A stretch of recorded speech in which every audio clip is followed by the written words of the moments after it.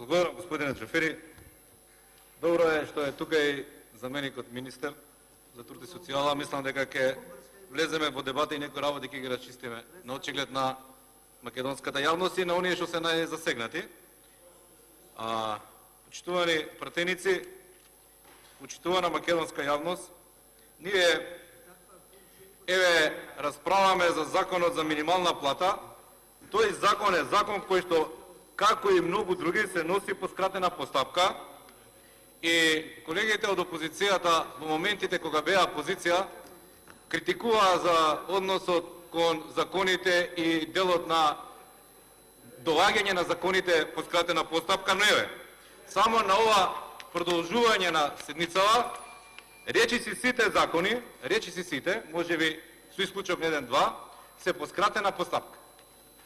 Главните забелешки од Европската Унија или Европската комисија, кога стануваше збор за собранието и однесувањето во собранието, беше бројот, огромниот број на закони по скратена постапка од претходното раководство или претходното парламентарно мнозинство во ова собрание.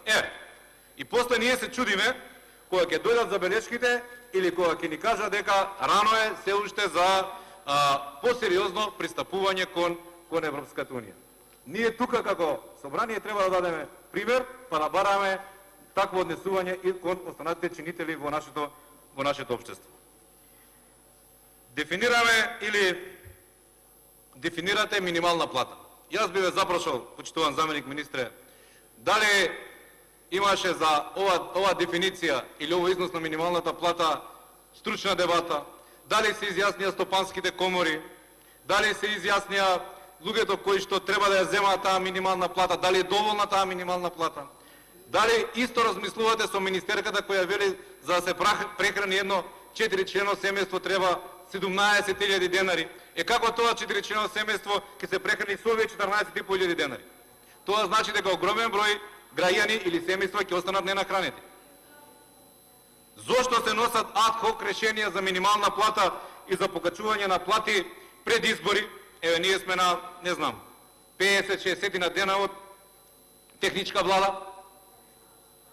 Тогаш се дефинира или се покачува минималната плата, тогаш се покачуваат пензиите, тогаш се зголемуваат платите и така натаму и така натаму. Зошто тоа не се прави системски? Со зголемувањето на трошоците за живот да се зголеми минималната плата, со покачувањето на трошоците за живот да се зголеми просечната плата, другите плати и така натаму и така натаму.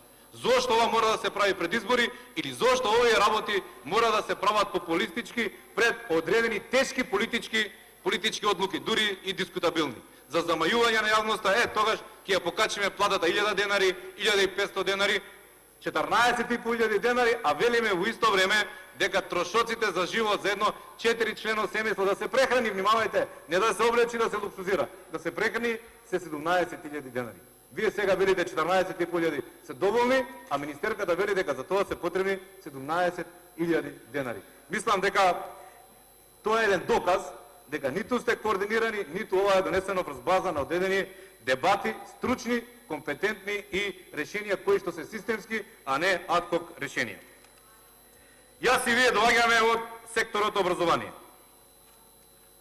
И тука јас би сакал со вас навистина да ги расчистиме одредени дилеми на очиглед на целокупната јавност, особено на наставниците, професорите, луѓето кои што не обслужуваат како наставници, професори, секретарите, благајниците, економистите, економите, хаусмајсторите, хигиеничарите и така натаму и така натаму.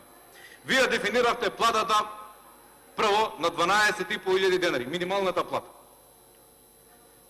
Јас и вие знаеме добро дека има колективен договор помеѓу наставниците, СОНК, синдикатот и тогашната влада, од ВМРО ДПМН.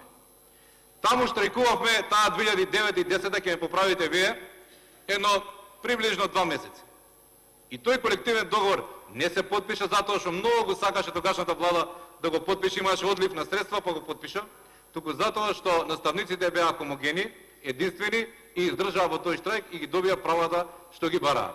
А таму не беше главното барање кога работник може да биде награден, кога не може да биде награден, кога може да биде казнет, не може. Таму се преговараше за минимална плата во образованието и се преговараше за, внимавајте, коефициенти за вработените во образовниот сектор, за наставниците, за, пак ќе кажам, економите, за хаусмајсторите, за секретарите и така натаму. Погледнете го, има 17 ставки на коефициенти, тоа значи 17 коефициенти.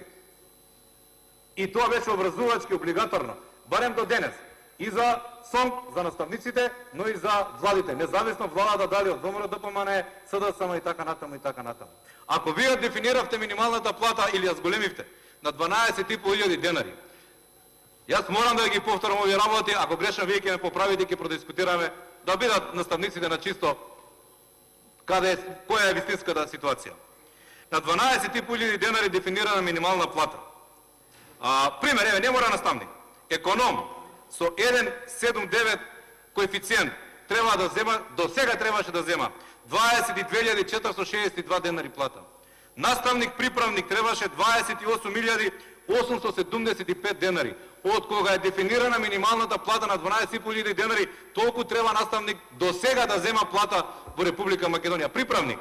А наставник кој што не е приправник, требаше до сега да му биде исплатена плата без класно раководство, без стаж, 31.725 денари. Да не зборувам наставник или стручен соработник кој што работи со ученици со попречености. Тој требаше сега да снима 33.962 денари. Дали толку земаат плата? Не земаат, така? Зошто не земаат? Затоа барам одговори, ево од овде, ние веќе месец дена ги бараме тие одговори, не може да ги добиеме.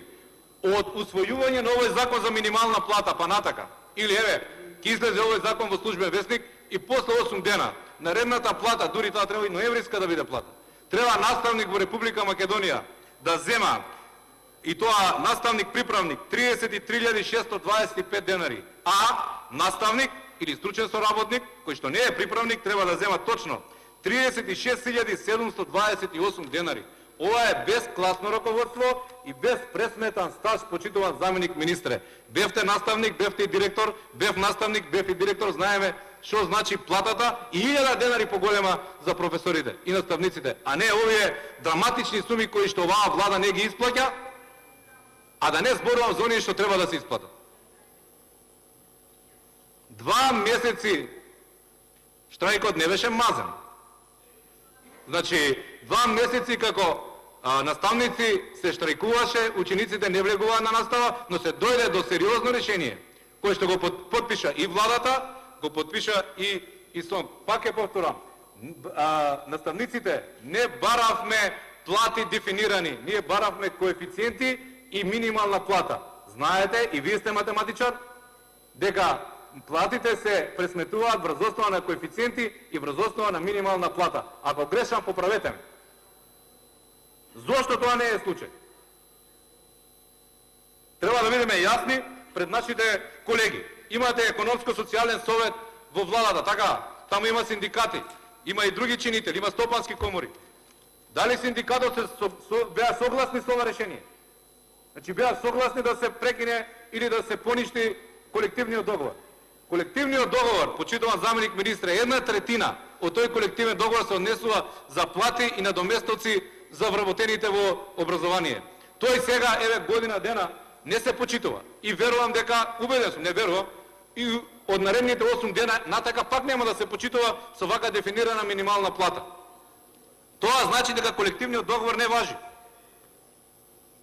Не важат обврските на владата што ги има со тие колективни договори спрема наставниците и вработените во образование. Ние таму издвојувавме една друга голема работа во однос на наставниците и регулирање на нивниот работен однос во училиштата.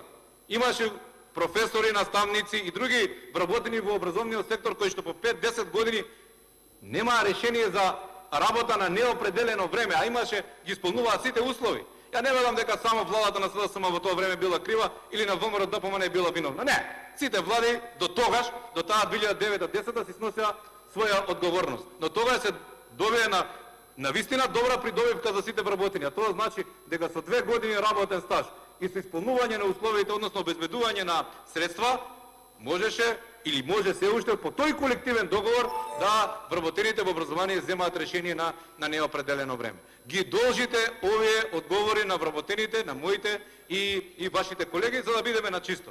Важи колективен договор, не важи колективен договор и зошто овие коефициенти не се почитуваат. Коефициентот во моментот, или кога се го донесете ова законско решение, се извинувам, почитувам Джафери, само една минута да довршам мислата. Значи, коефициентот помеѓу минималната плата и платата на наставник, што не е приправник, ќе биде 1,7. До сега беше 2,5. Тоа некој го договорил, но еве кажете вие сте сигурно член на тој совет и мислам дека ќе имаме конкретни одговори. Ви благодарам.